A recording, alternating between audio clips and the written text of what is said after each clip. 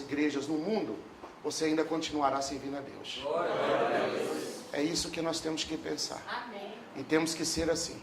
Se por acaso vier a perseguição no mundo, ainda continuaremos a servir a Deus.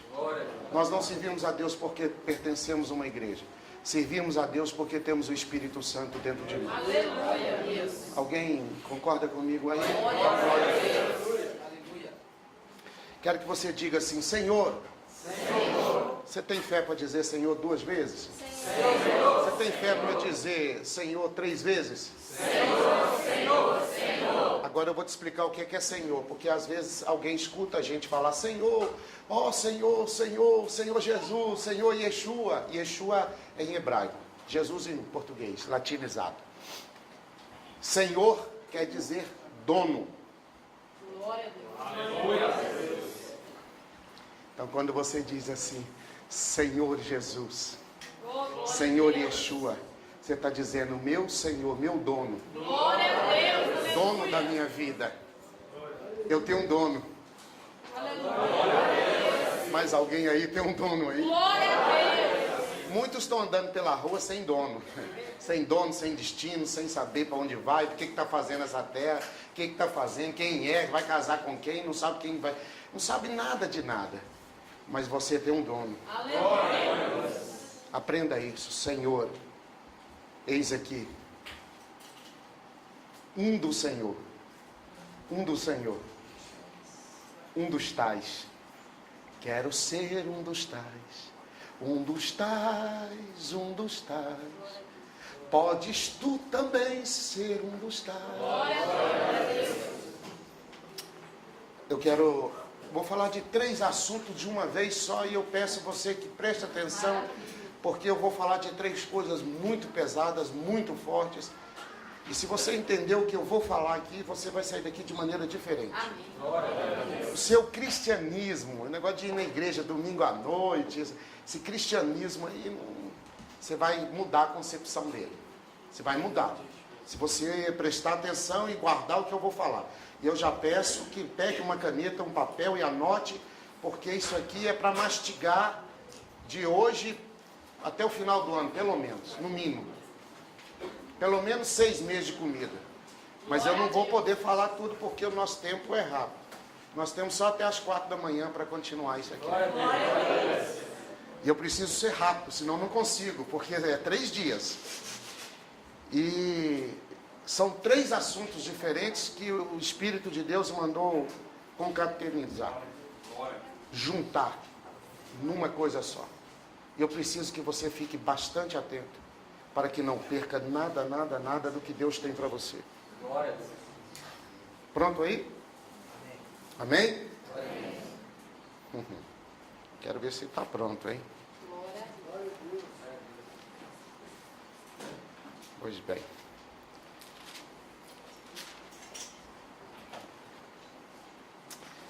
Deus é muito lindo. Deus é muito bom. E Ele tem nos alcançado com a misericórdia dele de uma maneira extraordinária. O Senhor tem nos dado coisas tremendas. E eu quero compartilhar com vocês. E quero que vocês aprendam e cresçam. Não só na graça, mas no conhecimento, diz a palavra. A Bíblia diz que Jesus crescia em conhecimento e na graça. E eu quero que você cresça assim também. Amém, queridos? Amém. Maravilha.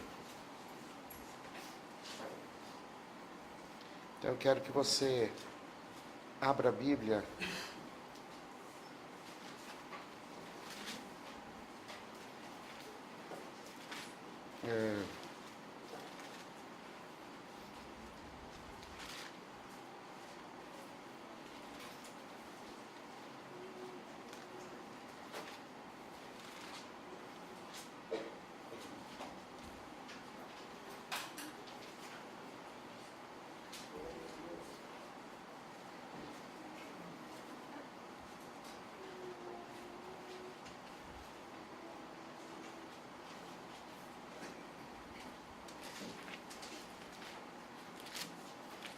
quero começar por uma palavra que eu quero que você guarde essa palavra para a sua vida, que ela nunca mais saia do seu coração. Amém. Capítulo 13 de Mateus. 13. 13 é muito importante. É o número do amor em hebraico. O número do amor em hebraico.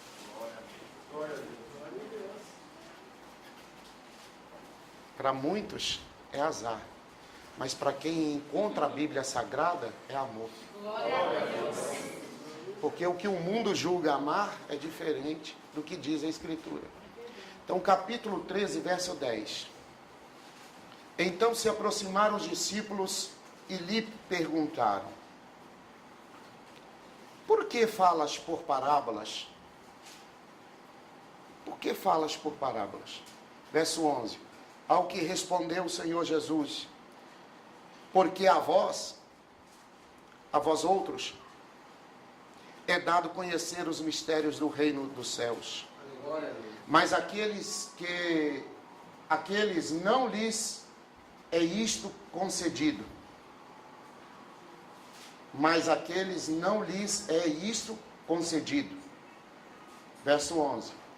Porque a vós é dado conhecer os mistérios do reino dos céus. Então você vai ter dois grupos de pessoas no mundo. Dois grupos dentro da igreja. Os que conhecem e os que estão lá porque estão. Então, tem os que conhecem e os que estão porque estão. Mas não conhecem nada. E você fala para ele alguma coisa, ele estranha, porque ele diz assim: eu nunca ouvi falar isso. E a pergunta: quantos anos você está nessa igreja? Porque a vós é dado conhecer os mistérios do reino dos céus. Você tem que conhecer.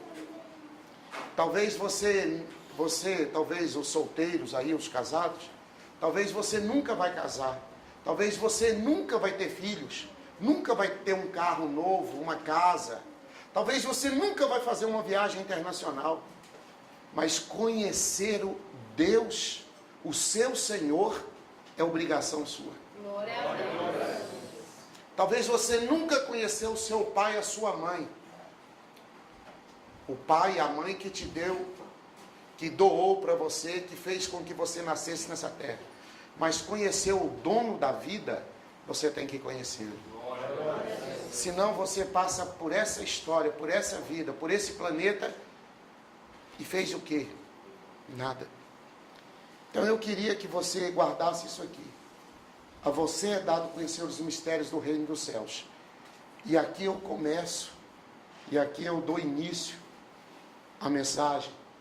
A vocês é dado conhecer os mistérios do reino dos céus. E essa palavra está queimando dentro de mim. Salmo de número 19. A vocês é dado conhecer os mistérios do reino dos céus. Então vamos a eles. Vamos vê-los. Vamos vê-los. Os mistérios do reino dos céus. Aleluia. Salmo de número 19, verso 1. Os céus proclamam a glória de Deus. E o firmamento anuncia a glória, as obras das suas mãos. Um dia discursa ao outro dia.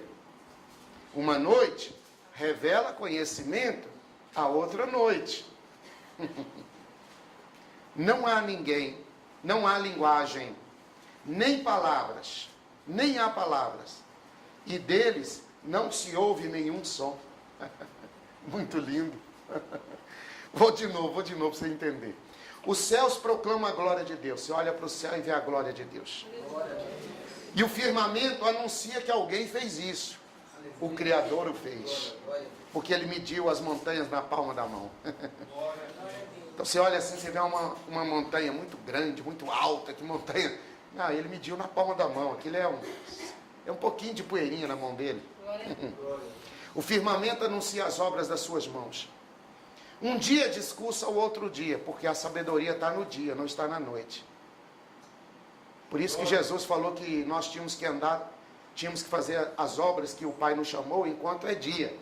Porque o dia é dos sábios, a noite são dos perversos, daqueles que gostam da noite, são aqueles que nasceram para se perder. Porque tem pessoas que vão se perder na noite. Tudo que é noite, vai destruindo a vida de uma pessoa. Uma pessoa que trabalha à noite, ela vai sendo consumida cada vez mais. Ela se desgasta mais do que durante o dia.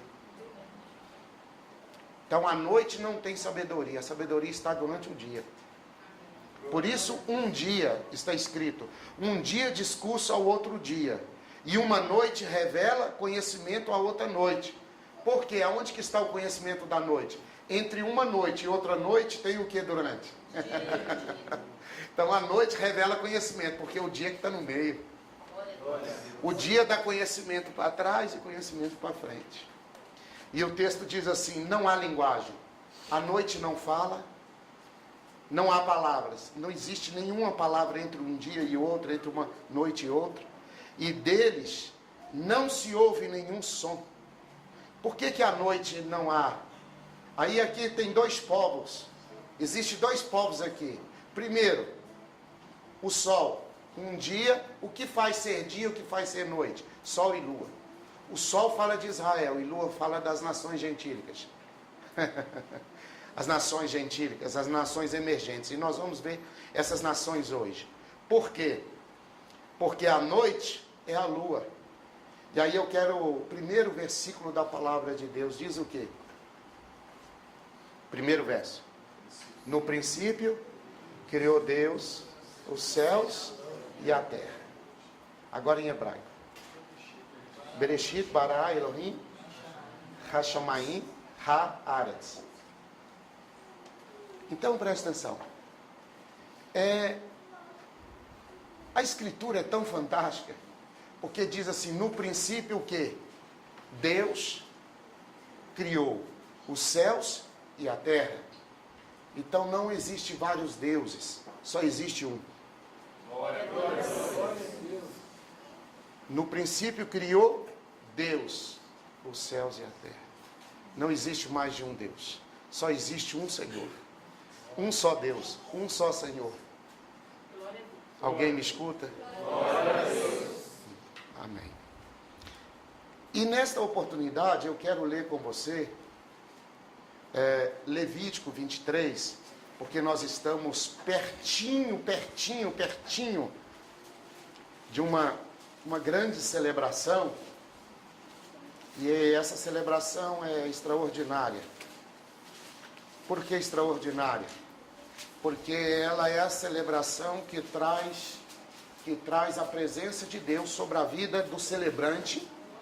Todos que celebram esta festa, ele traz a presença de Deus, sem ficar orando, pedindo ou jejuando.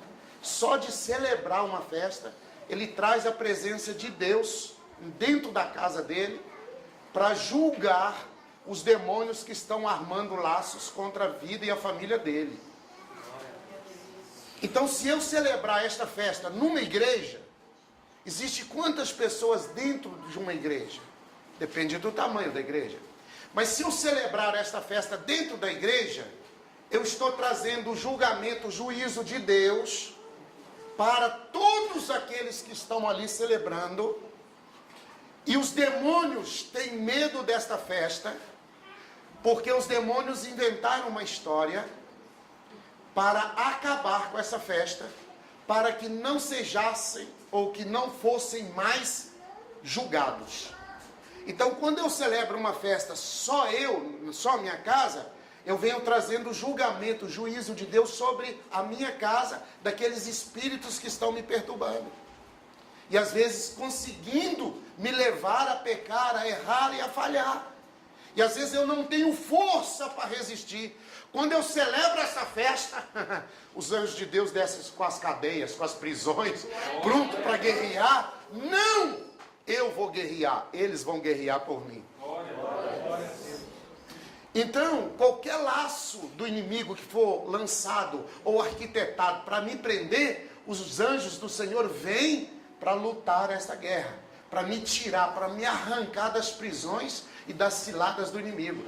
Quando eu celebro esta festa em comunidade, em várias pessoas juntas, então esse mesmo julgamento de Deus vem sobre aqueles espíritos na vida de todos que celebram, dentro da casa, dentro da família, de todos que estão celebrando essa festa. Porque ao celebrar a festa, eu venho trazendo o juízo de Deus sobre os espíritos que perturbam. Então foi criado ao longo dos anos, foi ensinado, foi inventado, que não se faz mais essa festa.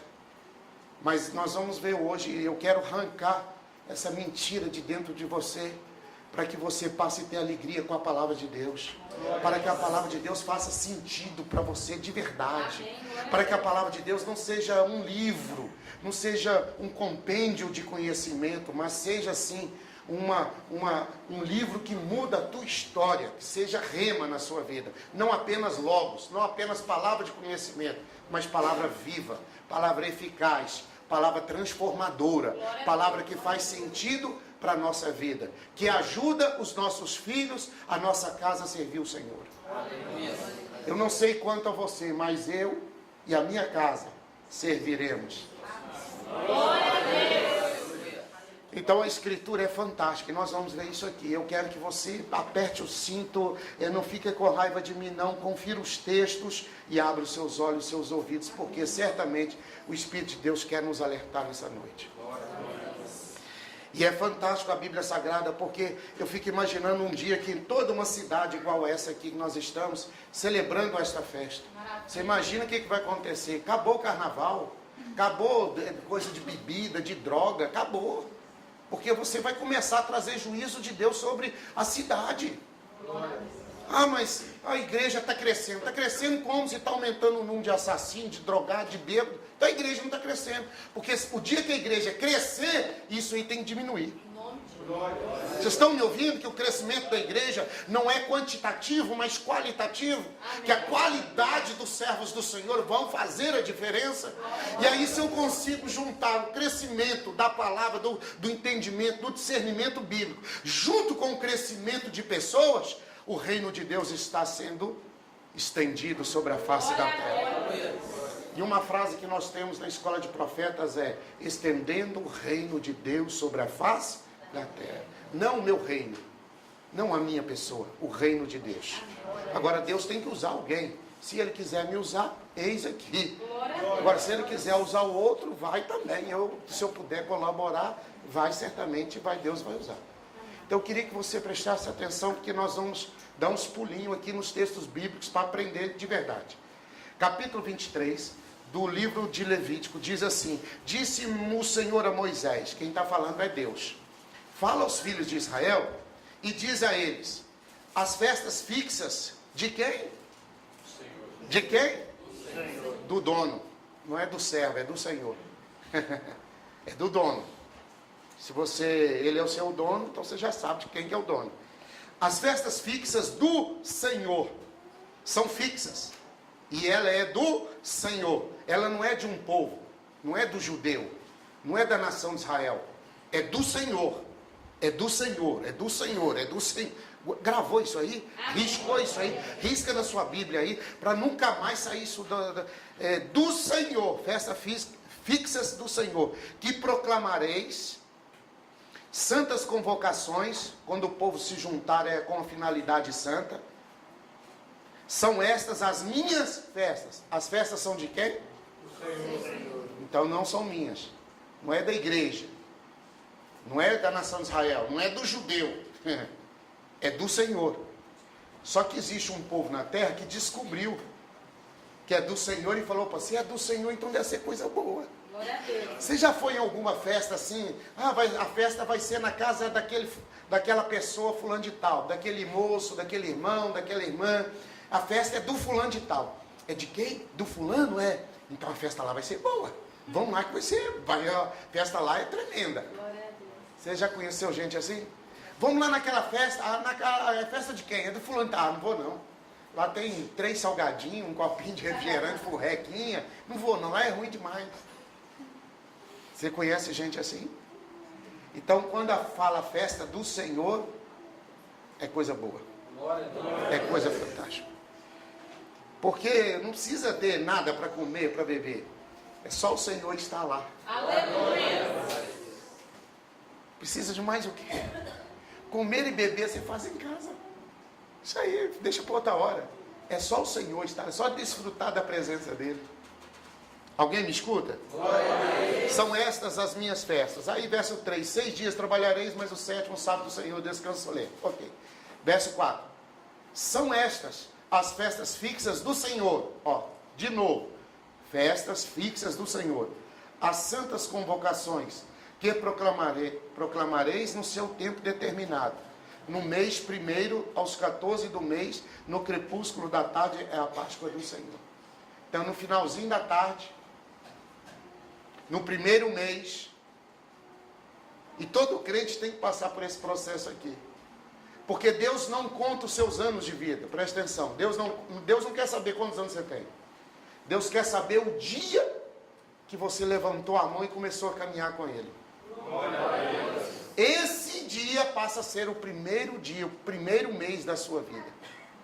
Ah, mas eu aceitei o Senhor com 30 anos de idade. Então Deus começou a contar com 30. Esse 30 para trás você joga fora, perdeu, esquece. Não vale nada não. Tempo perdido. Sabe aquelas coisas que você faz que não joga fora. Deus começa a contar no primeiro mês da sua vida. No primeiro mês. Quando você começa a servir a Deus, é que começa a valer para Deus, não para você. O dia mais importante da sua vida não é o dia que você formou, que você estudou, não é o dia que você casou. O dia mais importante da sua vida é o dia que você levantou a sua mão e disse: eu quero mudar de senhorio, eu quero deixar o velho senhor e ter um senhor novo agora. O velho senhor, o senhor do mundo, o senhor das trevas, e eu quero passar a ter um novo senhor, que é o Senhor Jesus Cristo e Yeshua HaMashiach. Amém? Aí Deus começa a contar a tua história. Isso no verso 4. No verso 5. Aí eu quero que você veja no verso 15. Contareis para vós outros, desde o dia imediato ao sábado, desde o dia em que trouxerdes o molho de oferta movida 7 semanas inteiras, até o dia imediato ao 7º sábado, contareis 50 dias. Então trareis nova oferta de manjares ao Senhor. Toda festa tem oferta. Nunca apareça diante de Deus sem uma oferta. Você não vai pedir alguma coisa? Então, se você vai pedir, você tem que dar alguma coisa. Ah, mas eu não sabia que era assim. Ah, mas você tem que aprender. Um dia na sua vida você vai ter que aprender. Ou você vai passar por essa terra e não aprender? A graça chegou até você que você está aprendendo. Ainda pode pôr em prática. O ruim é quando passa pela vida e chega aos 300 anos de idade e não sabe. Aí fez o que da vida? Não sabia nada. Verso de número 33. Tinha que ser 33, não podia ser outro. É profético. Verso 33 fala assim: disse mais o Senhor a Moisés. Ó, Deus ainda continua falando. Deus fala, falou e continua falando. Aí ele diz: fala aos filhos de Israel dizendo: aos 15 dias deste mês 7º será a festa dos tabernáculos ao Senhor. Quantos dias de festa? 7. Deus gosta de muita festa. Glória a Deus. Alguém falou assim: eu não sabia que Deus gostava de festa. Então anote: Deus é um Deus festeiro. Deus gosta de festa. Deus não gosta de velório. Glória a Deus. O velório é para o homem, a festa é para o Senhor. Glória a Deus. O velório é para você refletir o final da vida de todo homem. Por isso Salomão disse: é melhor estar num velório do que numa festa. Porque no velório você vê o final do ser humano. Aí você começa a refletir: eu tenho que mudar minha vida, eu tenho que melhorar, eu preciso fazer tal coisa. Você começa a refletir. Mas na festa, ninguém pensa nisso. Na festa é sorriso, abraço, conversa, sorrir. Conta uma piadinha, conta uma coisa. Então, o velório é para os homens. E as festas é para o Senhor. Então faça 7 dias de festa. Aí ele fala, ao primeiro dia haverá santa convocação. Nenhuma obra fareis. 7 dias oferecereis ofertas queimadas ao Senhor. Ao 8º dia tereis santa convocação e oferecereis ofertas queimadas ao Senhor. É reunião solene. Nenhuma obra servil fareis. Nós ainda vamos chegar nesse nível aqui. Ainda vamos chegar. Nós vamos chegar aí. Nós estamos no caminho. E eu tenho pedido a Deus assim, tem paciência conosco. Que a gente às vezes é fraco de memória e às vezes a gente não consegue fazer o que deve. Mas nós vamos chegar lá. Tem alguém aí que deseja chegar? A Escritura, ela é fantástica, porque ela fala das festas e as festas são do Senhor. E são festas fixas. Fixas quer dizer nunca mais vai acabar. São fixas. Então, estas festas, elas têm algo extraordinário, ela tem um peso extraordinário. E no mundo espiritual, no reino espiritual, elas são extraordinárias. Se uma festa traz o juízo de Deus sobre os demônios, a outra festa faz o quê? Traz a presença do Espírito Santo. Uma festa é para trazer o juízo aos demônios, aos espíritos malignos. E a outra festa é para trazer a presença do Espírito Santo. Então você tem festas. Você comemora 15 anos todo ano? 15 anos, festa de 15 anos. Vamos lá, vai ter valsa, meia-noite. Aí no outro ano, 15 anos de novo. Não tem. É uma vez só. Então, as festas não são iguais. As festas não são iguais. Elas têm variedade. Se elas têm variedade para trazer a presença de Deus ou o julgamento de Deus, então ela tem variedade de propósito, de princípio. E para nós, humanos, seres humanos, nós temos que entender isso. Porque ao celebrarmos as festas, ou nós trazemos o juízo de Deus, ou o julgamento de Deus, ou trazemos ainda a presença de Deus. Mas existe uma festa que você leva o povo a Deus.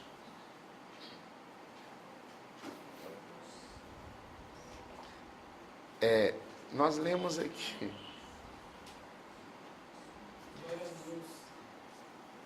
Jesus, ele começa a fazer a ceia com os discípulos, lá no cenáculo, um lugar assim grande, maior do que esse, mais bonito. Mas Jesus, ele começa a fazer a ceia, e ele diz o seguinte, ele pega o pão e o vinho e fala assim, todas as vezes que foram comer ou beber, comer deste pão e beber deste cálice, fazer isso em memória de mim, passado. Mas você está fazendo agora, presente. E naquele dia, eu vou fazer convosco, farei com vocês. E vocês estarão comigo, presente. Jesus traz presente, traz passado, presente e futuro numa única cerimônia. E nós precisamos entender que no reino do Espírito não há distância. E quando eu celebro a Páscoa, eu venho trazendo o julgamento de Deus aos demônios. Mas quando eu celebro Pentecostes, eu venho trazendo o Espírito Santo. Porque eu faço a festa, eu faço os preparativos, e o principal convidado é o Espírito Santo de Deus. Mas quando eu celebro a festa de tabernáculos, que é Sukkot, em hebraico, eu estou dizendo, Deus, nós estamos prontos para que o Senhor venha habitar conosco eternamente. Glória a Deus. No nosso meio há uma união, uma paz, uma alegria, uma esperança e um desejo que o Senhor esteja conosco pela eternidade. Então, para cada festa eu tenho um princípio de Deus. Para cada festa eu tenho um propósito. Lembrando que as festas são de Deus, são fixas e são do Senhor. Se elas são do Senhor, elas não são minhas. Eu as celebro, mas eu sei que as festas são do Senhor. Amém? Glória a Deus. Diga aí, Senhor. Senhor. Diga assim, Senhor. Senhor. Então eu queria que você lembrasse do versículo 1, do capítulo 1 de Gênesis. No princípio, criou Deus os céus, então só tem um Senhor. Depois dele, tudo fica embaixo.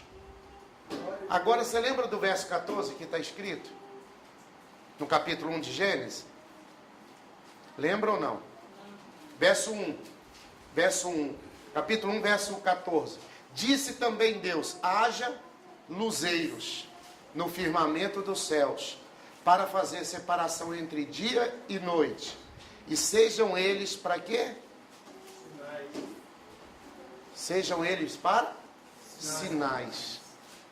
Para estações, para dias e para anos. Então, o sol é a nação de Israel. A lua são as outras nações. E a lua e o sol são sinais que vão marcar dias, estações e anos. Então, para que existe lua e sol? Para marcar. Para marcar.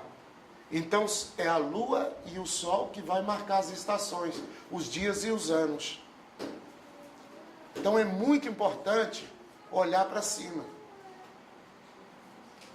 Lembra do Salmo 19? Que estava escrito lá? Alguém lembra?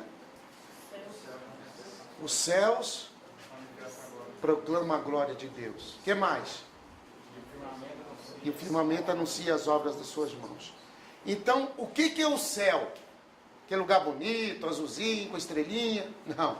O céu é o quadro de aviso que Deus tem para a humanidade. Amós capítulo 3, verso 7. Certamente o Senhor Deus não fará coisa alguma sem primeiro revelar os seus servos, os profetas. Então Deus não fará nada na terra sem primeiro mostrar um grupo de pessoas na terra. E você tem que estar ligado nesse grupo, porque esse grupo é a boca de Deus na terra. Então são os profetas. Então o que é o céu? É um quadro de aviso que Deus tem para a humanidade.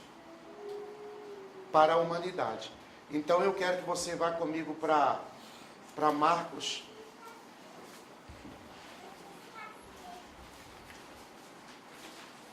Capítulo 13.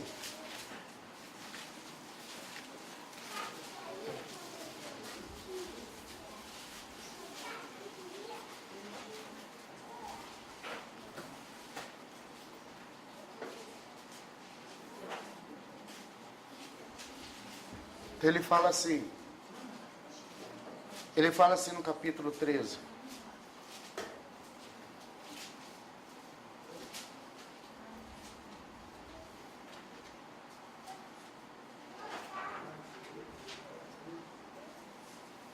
Verso 20. Não tivesse o Senhor abreviado aqueles dias, ninguém se salvaria. Então os dias estão sendo abreviados. Mas por causa dos eleitos que ele escolheu, abreviou tais dias. Então, se alguém disser, eis ali o Cristo, ou ei-lo lá, não acrediteis. Surgirão falsos cristos, falsos profetas, operando sinais e prodígios, para enganar, se possível, os próprios eleitos. Então, o sinal que Deus está no lugar não é se acontece cura, não é se acontece milagre, porque Em muitos lugares acontecem sinais, milagres, e Deus não está. O sinal aonde que Deus está é quando a Escritura é anunciada, é falada, é ensinada, é pregada, sem medida. Eu conheço em cidades como Belo Horizonte, que você vai nos cultos no meio de semana, é uma bênção. Você vai no domingo, o culto é light. Porque os maiores empresários de Belo Horizonte estão dentro do culto naquele dia. E não pode pregar a verdade, não pode bater, não pode ser duro. E o pastor disse, aqui não pode, domingo tem que ser macio. Mas Jesus nunca fez isso. Então nós precisamos entender que onde que está Deus? Onde tem fruto. Que fruto? Do Espírito Santo. E qual fruto é esse? Fruto digno de arrependimento. Porque os sinais não vão levar ninguém para o céu. Mas o fruto do Espírito leva. Haja visto que pouca gente está pregando sobre fruto do Espírito. Prega-se sinal, milagres, curas, vem para cá e a cura. Mas os sinais, não se fala muito de sinais. É o fruto, ou os frutos, né? Mas o texto continua dizendo assim: estai vós de sobreaviso, verso 23. Tudo vos tenho predito. Eu estou falando antes, para que quando acontecer vocês não assustem. É isso que ele está dizendo. Verso 24. Mas naqueles dias, após a referida tribulação, o sol escurecerá, a lua não dará a sua claridade, as estrelas cairão do firmamento. Você está notando tudo isso, né? E os poderes dos céus serão abalados. Então verão o Filho do Homem vir nas nuvens com grande poder e glória. Aleluia. E ele enviará os anjos e reunirá os seus escolhidos dos quatro ventos da extremidade da terra até a extremidade do céu. Aí ele diz: aprendei, pois, a parábola da figueira, quando já os seus ramos se renovam, as folhas brotam, sabeis que está próximo o verão. Assim também vós, quando virdes acontecer estas coisas, sabei que está próximo às portas. Em verdade vos digo que não passará esta geração sem que tudo isto aconteça. Passará os céus e a terra, porém as minhas palavras não passarão. Mas a respeito daquele dia ou hora ninguém sabe, nem os anjos no céu, nem o Filho, senão o Pai. Estai de sobreaviso, vigiai, orai, porque não sabeis quando será o tempo. É como um homem que, ausentando-se do seu país, deixa sua casa, dá autoridade aos seus servos, a cada um a sua obrigação, e ao porteiro ordena que vigie.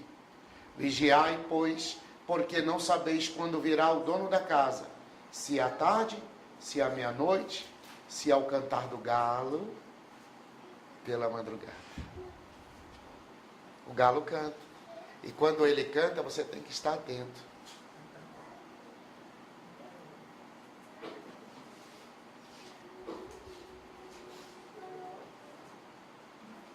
Tem que estar atento.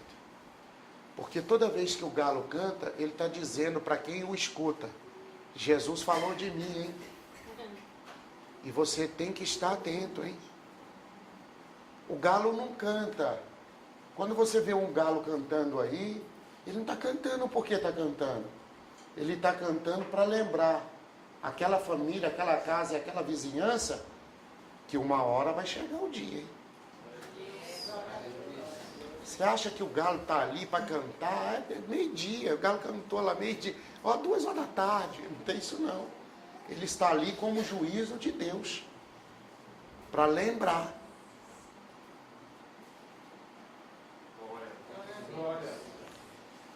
Para que a gente não esqueça. Então deixa eu fazer uma continha rapidinho para vocês, que vocês já sabem, vocês já viram, mas eu ainda assim quero fazer para você aprender. Quero que você aprenda. Eu não quero que você saiba mais ou menos. Mais ou menos é coisa de bêbado. Tem que saber de verdade. Amém. Saber. Você sabe o que você está falando? Sei. Você me prova? Provo. Quer ver o quê? Aonde você quer ver? Então eu vou te mostrar. Pronto, tem que saber. Esse negócio de crente mais ou menos furreca não funciona não. Jesus fala assim: aprendei a parábola da figueira, quando os seus ramos se renovam. Então a figueira é a nação de Israel. A figueira é a nação de Israel. Na Escritura Sagrada, nós temos que pegar o que Jesus falou e entender, trazer para a nossa razão. E quando eu coloco na minha mente, na minha razão, o meu espírito mexe lá dentro, a ponto de querer dar glória, de dizer aleluia, glória a Deus, aleluia, porque eu estou fazendo descobertas da Escritura Sagrada. Amém. Ah, mas eu já sei, já vi você, Rabino, já vi o senhor falar isso aí. Então você devia dar glória a Deus, porque você já aprendeu. Você devia dar mais glória a Deus, porque você está aprendendo de novo. Porque se Deus já falou com você uma vez, você já sabe, não acha que você sabe não. É porque Deus está querendo abrir seu olho de novo. Tem muitas coisas que a gente sabe e esquece, né? A gente esquece muita coisa, né? Tem hora que a gente esquece, que é uma beleza. A figueira é a nação de Israel. Jesus falou assim: ficai, pois, atento à parábola da figueira. Quando os seus ramos se renovam. Os ramos da figueira se renovaram quando? Quase 2000 anos depois. 1948. E o que tem essa data? Foi quando a nação de Israel tornou a ser nação novamente. Voltou a ser nação. Porque do ano 70, lembra que Jesus disse lá, não ficaria pedra sobre pedra? Os judeus foram espalhados pelo mundo. Claro que ficou lá alguns, né? Mas a maioria foi espalhada. E em 1948, a nação de Israel toma de novo, ou volta a ser reconhecida como nação. E a partir de 1948, essa passagem que Jesus falou, há quantos anos atrás? Há mais de 1900 anos. Ela se torna verdadeira em 1948. Então, mais de 1900 anos. Uma profecia de Jesus para se cumprir, irmão Geraldo. A gente às vezes tem uma profecia, espera uma semana, está achando que é demais. 1900 anos para cumprir uma profecia de Jesus. E a profecia do Joãozinho, da Mariazinha, do Fernandinho? Se a de Jesus levou 1900 anos. Hello, sobrou alguém aí? Glória a Deus. Com profecia ou sem profecia, eu não quero saber, eu quero dar glória a Deus. Glória a Deus. 1948, a nação de Israel se torna nação novamente, volta a ser a nação, a moradia dos judeus. E Jesus fala assim, aprendei a parábola. Quando os ramos se renovam, as folhas brotam, sabei que está próximo o verão. Então, o verão, o tempo do sol brilhar, o tempo da força, da estação da alegria, o verão. E o texto diz assim: assim também vós, quando vides acontecer estas coisas, sabei que está próximo às portas. De que Jesus está falando? O que está próximo, o que está à porta? Em verdade vos digo que não passará esta geração. Na Escritura Sagrada, está lá no Salmo 90, quanto que é uma geração? 70 anos. Uma geração de 70 anos. Com enfado, com cansaço, com fadiga, com dor no joelho, dor no tornozelo, e bico para pagar, e etc e tal, 80 anos.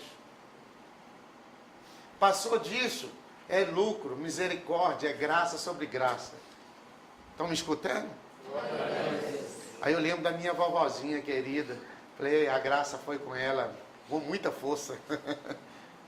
A minha bisavó viveu 116 anos. Glória a Deus. Eita, maravilha, não é? Foi muita graça e muita misericórdia.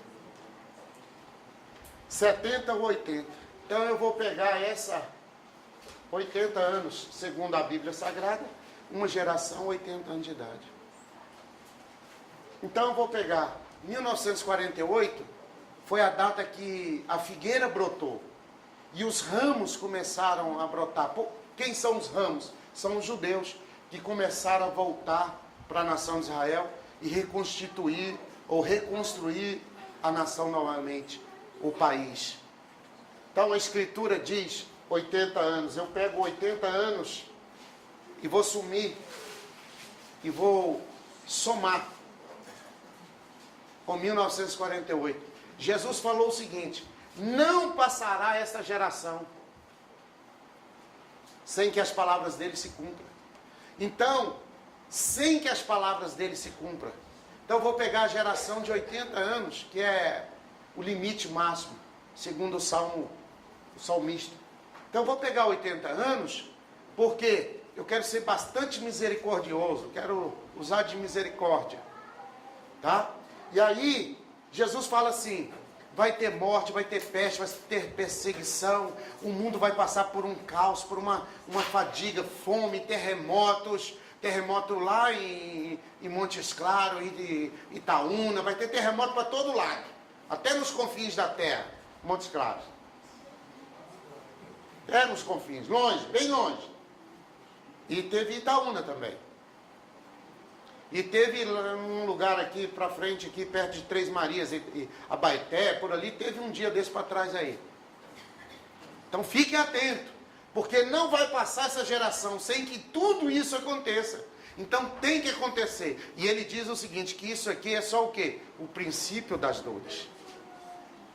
Então eu vou pegar a geração de 80 anos, que é a geração maior, a mais idosa. Então vou somar a quando Israel foi dado, voltou a se tornou-se nação. Então vai dar 8. Aqui dá 2. E aqui dá 20. 2028 é o limite que Jesus, se você crê que Jesus é o Filho de Deus, crê que Jesus é o Senhor, crê que Jesus é verdadeiro e não fala mentira, Jesus falou que até 2028 é o limite para que tudo aconteça. A terra vai passar por transformação. Então 2028 é o limite. Mas se eu falar assim, não gostei disso aqui, eu quero usar 70 anos, vou pegar a geração de 70 anos e colocar 70 anos aqui, ó. Em vez de ser 2028, vai ser 2018. Então nós estamos em 2018. Se eu pegar a geração, 70 anos. Mas se eu usar de misericórdia, de bondade, de graça, e querer esticar o negócio para o meu lado, melhorar, puxar a sardinha, a brasa, tudo para o meu lado, e falar, não, eu quero viver mais, eu quero que a terra viva. Aí eu vou para 2028. Mas a Escritura diz, Jesus que falou, não fui eu, é Jesus que disse. Ele disse que os dias seriam abreviados. Então eu já sei que não vai chegar em 28. Eu já sei que não vai chegar. Mas o meu menino, meu filhinho nasceu agora, tem 2 anos. Eu quero que ele cresça, que ele case, que ele tenha filho, que ele tenha neto, que ele tenha bisneto e que ele fique com a cabeça branca. Esquece. Esse aí não vai dar mais. Jesus falou que no máximo 2028. Nós estamos em 2014, falta 14 anos para chegar em 2028. Então, tem 14 anos para a gente rever os nossos conceitos.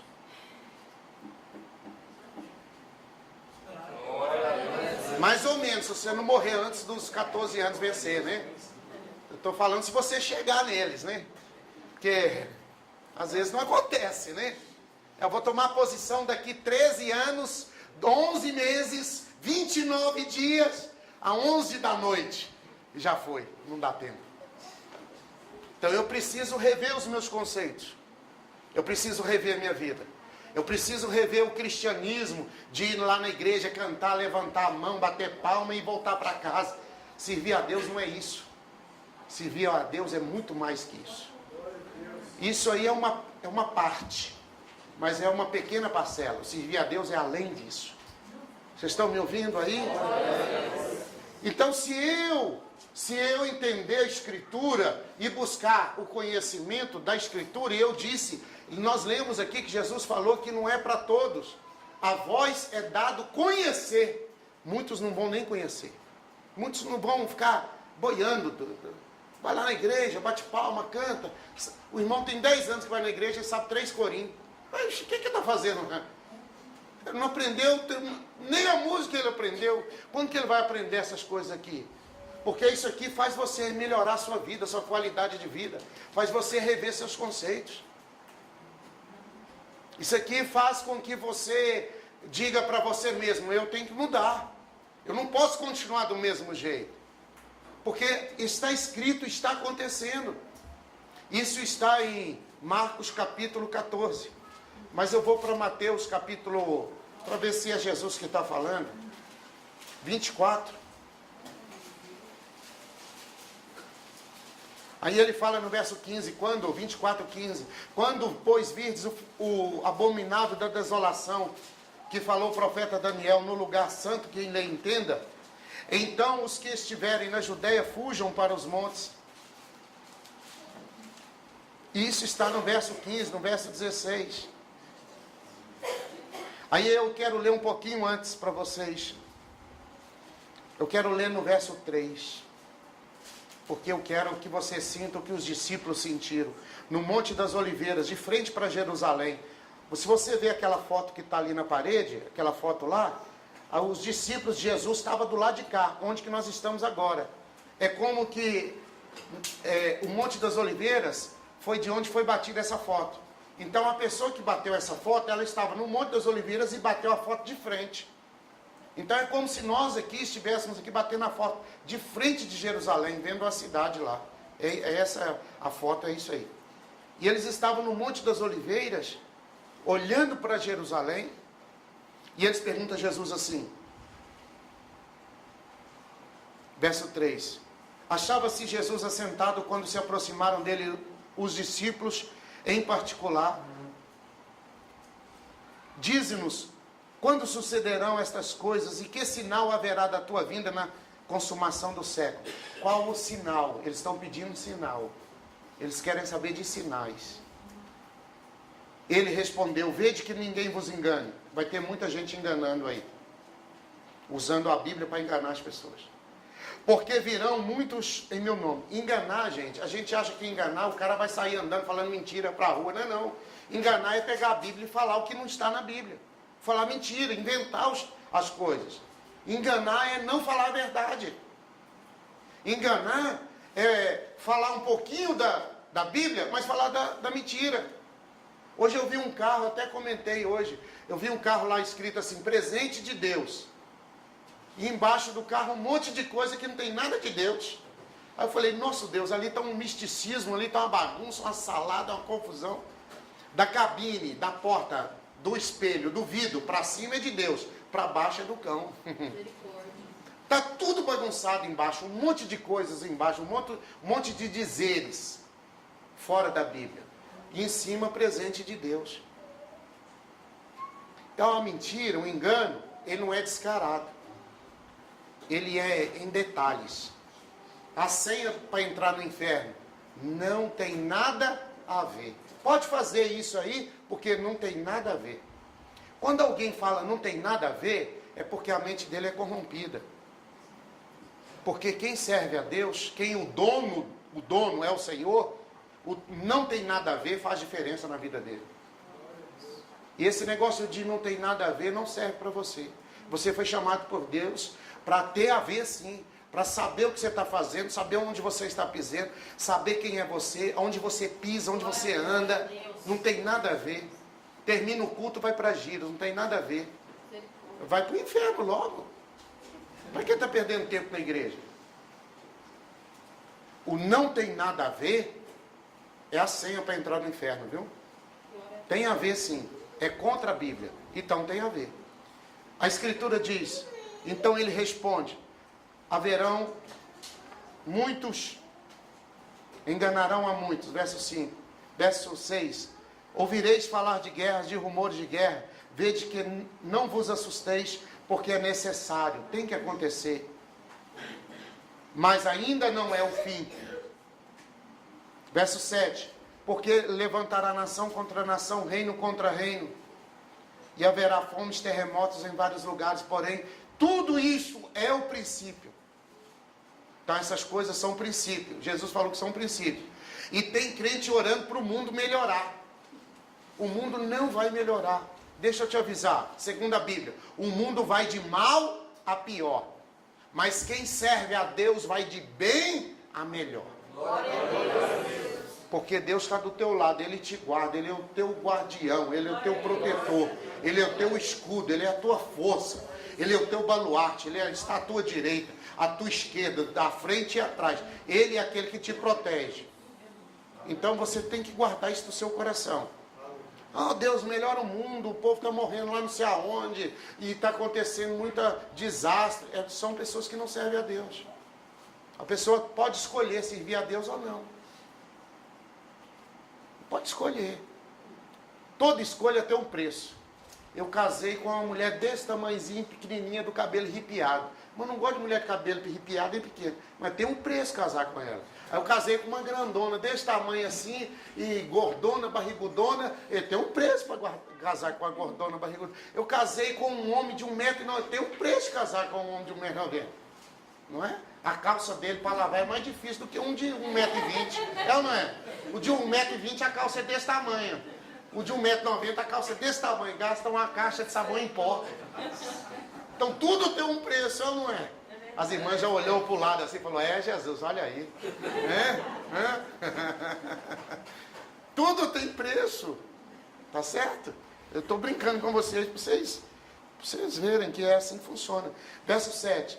Porquanto se levantará nação contra nação, haverá fomes, terremotos em vários lugares.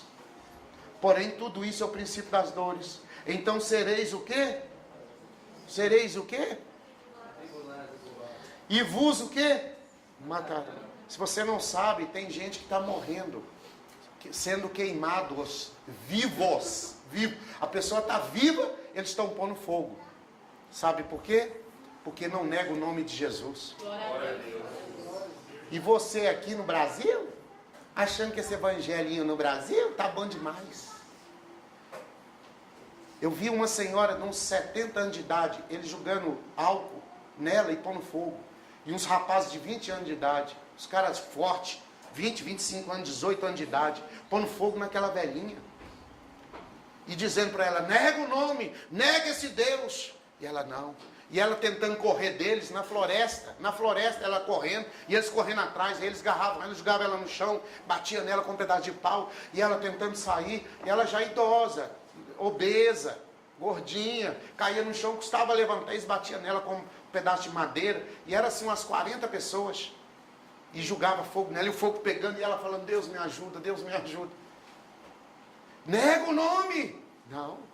E você no Brasil, eu acho que a igreja nasce aqui, esse evangelho do Brasil. Irmão, tem gente morrendo por causa do nome de Deus. Eu tenho um aluno da escola de profetas, um aluno lá do Japão. Nós temos aluno fora do país, nos estados, países. E esse aluno foi atravessar um local na África, carregando Bíblia. Ele pegou a menina dele, a filha dele de 15 anos de idade. No Brasil, as meninas de 15 anos querem namorar. Né? Menina quer namorar. A filha dele mora em São Paulo, no interior de São Paulo. Ele pegou a menina de 15 anos de idade e levou para estar com ele lá. E ela, com 15 anos de idade, arrumou uma mochila, encheu de Bíblia, para passar de uma fronteira para outra, contrabandeando, né? Carregando Bíblia de um lado para o outro, para poder levar a Bíblia para um pessoal que nunca ouviu falar de Deus. Só que lá o pessoal, eles pregaram, o povo aceitou Jesus, naquela tribo africana.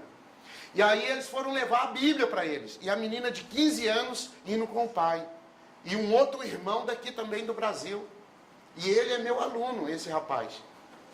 Um cara extraordinário. Um cara que a gente tem que beijar o pé dele para ele ensinar a gente a ser crente. Ensinar a gente a ser crente. Que a gente ainda não é, não. A gente está meio furreca. E eles penduraram no cipó para atravessar o rio, balançando no cipó. E quando ele passou do cipó para o outro lado, a filha dele de 15 anos com a mochila cheia de... pendurada no cipó, e atravessando o rio, pendurada para o outro lado. Quando foi a vez do rapaz, do irmão, a terceira pessoa para passar para o outro lado do rio, no cipó, o exército inimigo chegou. E eles não têm misericórdia. Os caras tudo endemoniado. E as pessoas carregando Bíblia, eles começaram a atirar no rapaz. E ele pendurado no cipó. E foram atirando, e fuzilaram ele pendurado no cipó. O que ele estava fazendo? Carregando uma mochila cheia de Bíblia. Para levar a Bíblia, a palavra de Deus, para o outro lado. Para ensinar as pessoas a servirem a Deus. E ele ficou fuzilado, agarrado no cipó. E o irmão teve que esconder com a filha do outro lado. Já era outra fronteira. E eles tiveram que esconder. Quando foi de noite, eles foram lá buscar o corpo. E esse rapaz que é meu aluno, ele colocou o irmão nas costas, morto, só o corpo. Com a filha dele, com as mochilas. E saiu andando, andou 10 quilômetros, 10 milhas com o rapaz nas costas, porque não, tem que andar no meio do mato. Com as mochilas e com o corpo daquele irmão. Aí ele chegou naquele lugar, deixou as Bíblias, pegou ele e levou para uma outra distância, andando a pé, no meio do mato. Ele com a filha dele de 15 anos. Enquanto muitas querem namorar, a menina está fazendo coisas de Deus. A diferença. Tem gente que nasceu para fazer diferença, irmão. Tem gente que nasceu para ser só mais um. Tem gente que nasceu para fazer diferença. Quero crer que você nasceu para fazer diferença. Caso contrário, eu não estaria te contando essa história. Aí o que acontece? Caso contrário, você estaria numa festa comendo salgadinho, essas coisas aí. E você abriu mão dessas coisas para ouvir a Escritura. Porque Deus tem uma obra na tua vida. E aí o que acontece? Esse rapaz levou o colega dele, esse irmão, esse aluno nosso. E aí chegou naquele lugar, ele liga para o Brasil e tem que dar notícia para a esposa. Que ele estava atravessando e fuzilaram ele, que ele morreu. Como que fala para a mãe, para a esposa, que o marido está lá e vai devolver o marido agora morto? Isso é obra de Deus, irmãos. Isso é obra para você ver que serão atribulados, sofrerão dano, às vezes até a morte. E às vezes a gente acha que está tão difícil para nós. Tem pessoas que estão passando situações muito mais de adversidade. A gente ainda está conseguindo andar de um lado para o outro, comer, beber, pagar as contas. A gente ainda está no paraíso, vocês querem saber. Mas eu ganho salário mínimo, você ainda está no paraíso. Porque tem gente que não ganha nem isso. No Brasil, no Nordeste do brasileiro, as professoras ganham R$300. No Brasil, onde o salário mínimo é R$700, elas ganham 300. Nem a metade do salário elas ganham. No Brasil. E a gente está achando que as coisas estão difíceis. Precisamos rever os conceitos nossos. Precisamos levantar mais a mão, às vezes, olhar para o céu e falar: Deus, obrigado, porque eu ainda tenho esperança que o Senhor ainda está mudando a minha história. Alguém está me ouvindo aí? Aí o texto diz assim: matarão, sereis odiados de todas as nações por causa do meu nome. Nesse tempo hão de se escandalizar, trair e odiar uns aos outros. Quantos irmãos que a gente conversa que é vítima de traição, de mentira, de engano? Quantos irmãos se desviaram, abandonaram a fé, apostataram da fé, da esperança, porque foram traídos, sofreram todo tipo de dano que isso aqui, traído, odiados uns dos outros. Verso 11: levantar-se-ão falsos profetas e enganarão a muitos. Verso 13: aqueles, porém, que perseverar até o fim, esse será salvo. Perseverar, quer dizer, vai ter luta contrária, para que você desista. Mas o texto está dizendo, você vai prevalecer. Está me ouvindo? Então você será perseguido, mas você tem que perseverar. Verso de número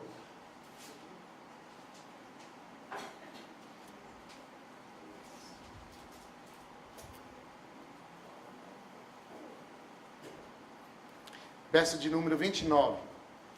Logo em seguida, a tribulação daqueles dias, o sol escurecerá, a lua não dará mais a sua claridade, as estrelas cairão do firmamento e os poderes do céu serão abalados.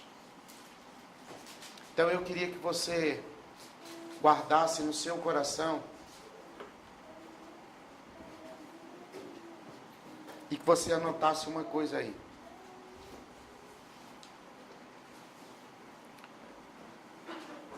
Atos 2:20.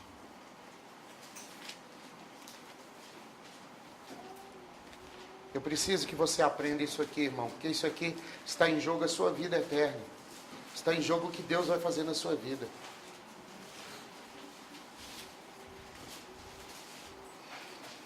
Atos 2.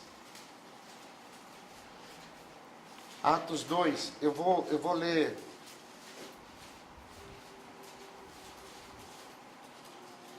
Eu vou ler o 17. Acontecerá nos últimos dias, diz o Senhor, que derramarei do meu espírito sobre toda a carne. Vossos filhos, vossas filhas profetizarão. Vossos jovens terão visões e sonharão os vossos velhos. Até sobre os meus servos e sobre as minhas servas derramarei do meu espírito naqueles dias e profetizarão. Verso 19, quero que você guarde isso aí. Verso 19, mostrarei prodígios em cima do céu e sinais embaixo na terra. Sangue, fogo, vapor de fumaça. O sol se converterá em trevas, a lua em sangue, antes que venha o grande e glorioso dia do Senhor. Guardou isso? O sol se converterá em trevas, a lua em sangue, antes que venha o grande e glorioso dia do Senhor. Agora, Pedro, o apóstolo Pedro, tirou isso aqui, de onde que ele tirou isso aqui? Porque nada que está no Novo Testamento foi uma pessoa que saiu falando. Tudo que está no Novo está no Velho. Vou de novo. Tudo que está no Novo está no Velho. Então, ninguém do Novo falou novidade. Tudo que falaram no Novo se basearam em algum lugar, tirou de alguma coisa. Eu vi um rabino lá em Israel falando uma coisa que eu ri tanto, e eu nunca esqueci disso. Porque ele fala o seguinte: as pessoas acham que tem coisas que saem da batata. Saiu da batata. Não, nada saiu da batata. Saiu de algum lugar e não foi da batata. Tudo que está no Novo Testamento não saiu da batata. Saiu de outro lugar, que é o Velho Testamento.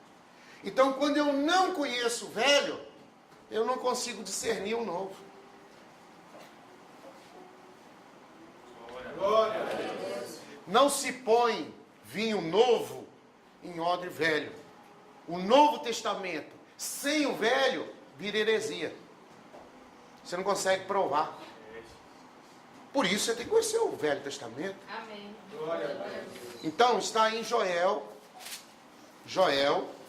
o que Pedro falou. E Joel está exatamente no Velho Testamento. Então, quando Pedro fala, não é, que os vossos filhos terão visões. Então Pedro está tirando isso de algum lugar. Exatamente de Joel. Está antes de Amós e depois de Oséias. Então Joel capítulo 2. E lá no verso 28, no verso 29, ele diz: até sobre os servos e as minhas servas derramarei do meu espírito naqueles dias. Verso 30, mostrarei prodígios no céu e na terra. Aí ele fala no verso 30, sangue, fogo e colunas de fumaça. 31, o sol se converterá em trevas e a lua em sangue. Antes que venha o grande e terrível dia do Senhor. Então presta atenção. Antes do grande dia terrível, do grande e terrível dia do Senhor, o sol vai ter que escurecer e a lua vai ter que virar sangue. Obrigatoriamente, se a palavra de Deus é verdade. Está vendo isso aí? Então, no Salmo de número 104,